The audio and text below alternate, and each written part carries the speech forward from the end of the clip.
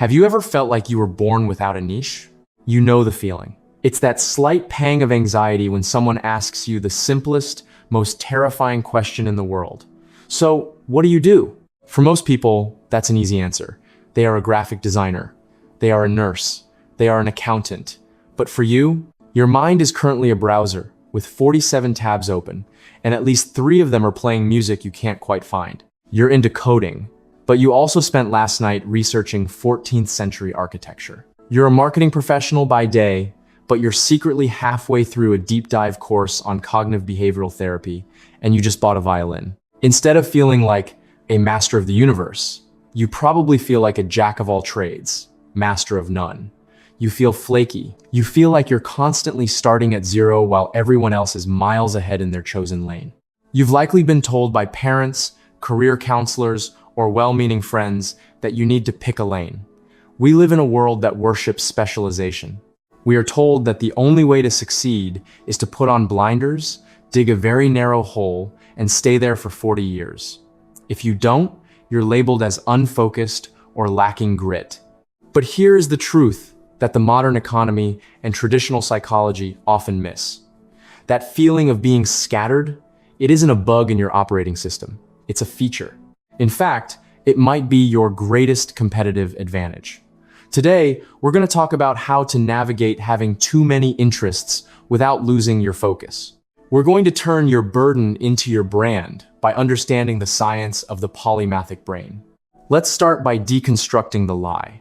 The idea that you must specialize to be valuable is actually a very recent historical fluke. Think back to the Renaissance man.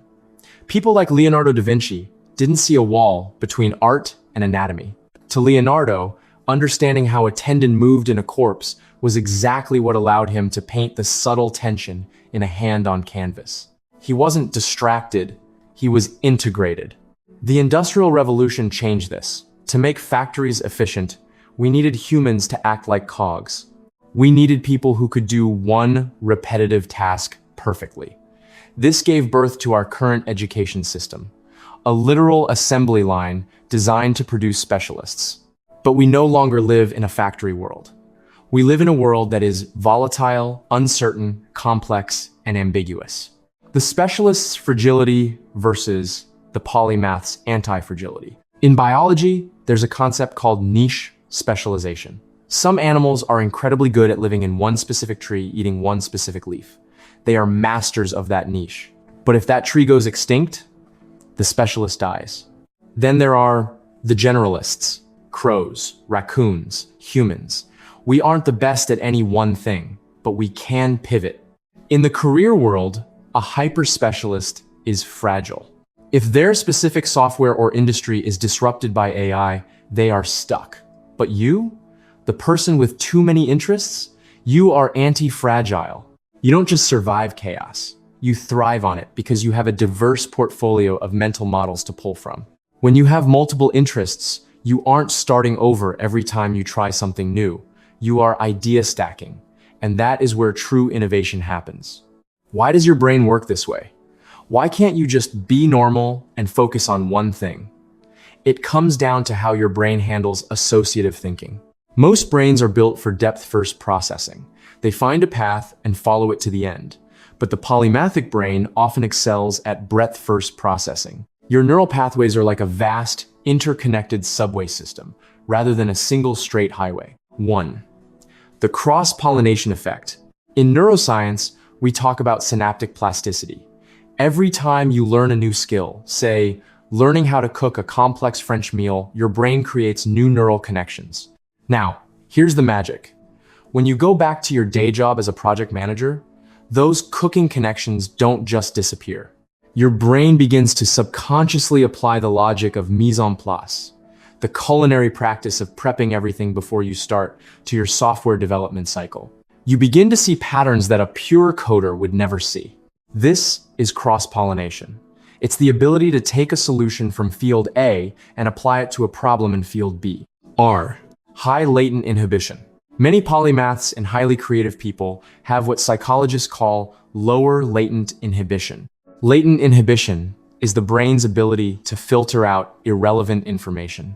If you're walking down the street, your brain usually filters out the texture of the brick wall or the sound of a distant lawnmower, so you can focus on where you're going. People with lower latent inhibition take in more of the environment. They see the irrelevance as potential. To you, a random conversation about biology might spark an idea for a new marketing campaign. Your distraction is actually your brain refusing to ignore the hidden connections between things. 3. The T-shaped versus M-shaped individual. In career design, we often talk about T-shaped. People one deep vertical bar of expertise and a thin horizontal bar of general knowledge. But as a multipotentialite, you are likely M-shaped. You have multiple deep verticals. And where those verticals meet the valleys between your interests is where the million-dollar ideas live. Think about Steve Jobs. He wasn't just a tech guy. He was a tech guy obsessed with calligraphy. Without his distraction with beautiful fonts, the personal computer might have stayed a clunky tool for mathematicians. He brought the art vertical into the tech vertical. That intersection changed the world. Okay, we've established that your scattered mind is a gift. But let's be real, it feels like a mess sometimes. If you don't manage it, you end up with 100 half-finished projects and a bank account that doesn't reflect your intelligence. Here is how you navigate many interests without losing your focus. Tool 1.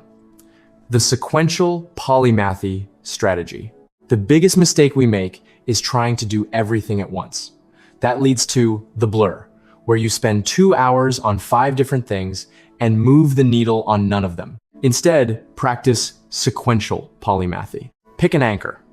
This is the interest that pays the bills or provides the most stability. Pick a deep dive. This is one secondary interest you focus on for the next 3-6 months. The parking lot. Everything else goes here. You aren't saying no to your interest in 18th century gardening. You're saying not right, Joe, not right now. This allows you to achieve the depth required for a career advantage while satisfying your need for novelty. Tool 2. Create a synthesis lab. Once a week, perform a cross-pollination audit. Look at your disparate interests and ask, how does my knowledge of interest A help me solve a problem in interest B? Write it down. This trains your brain to look for high-value intersections. This is where you find your unique value proposition, the thing you can do that no one else can. Tool 3. The skill stacking resume. Stop trying to look like a specialist on paper. Instead, brand yourself as a specialized generalist. I am a marketer who understands behavioral neuroscience and video production. I am a coder who has a background in philosophy and ethics.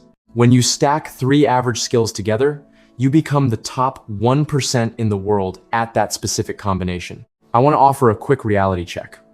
For some of you, too many interests might not just be polymathy. It might be a symptom of ADHD or executive dysfunction.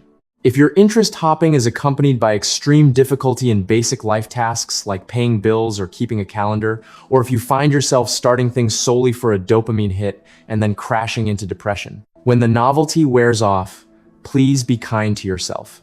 In those cases, sequential polymathy isn't just a career tip. It's a mental health necessity. You might need external systems, like a coach, or specific apps to provide the scaffolding that your brain struggles to build. Also, watch out for the procrastinating trap. Sometimes we dive into a new interest because we are scared of failing at our current one. Ask yourself, am I moving towards something new, or am I running away from the discomfort of being a messy middle in my current project? I want you to take a deep breath. I want you to give yourself permission to stop trying to be one thing. Society uses the word specialist as a synonym for serious. They use generalist as a synonym for dilettante. But that is a narrow, fearful way to look at human potential. You are not a broken specialist. You are a synthesizer. The world is full of people who can see the trees. We are desperately short on people who can see the forest. We need people who can see how the soil affects the trees, how the birds move the seeds, and how the weather patterns from 1,000 miles away change everything. Your scattered interests are the sensors you have placed all over the world to gather data. Your job is to bring that data back and make sense of it for the rest of us. It's okay if your career path looks like a zigzag instead of a ladder. Ladders only go one way. Zigzags cover more ground. To wrap this up, remember, Specialization is for insects. In a changing world, your ability to pivot is your security. Synthesis is the new mastery. Your value isn't in what you know, it's in how you connect what you know. Finish the loops that matter. You don't have to finish every book you start, but you do need to finish the anchor projects that build your life. If you're feeling overwhelmed by your own curiosity, I've put together a Polymath prioritization matrix placeholder to help you decide which interests to anchor and which to park. You can download it in the link below. And if you want to understand the other side of this, the fear that stops you from actually showing your many-sided self to the world, you should watch this video next. Why you sabotage your success and what it says about your fear of visibility. You aren't a jack of all trades. You are an architect of connections. Go build something that only you can see. I'll see you in the next one.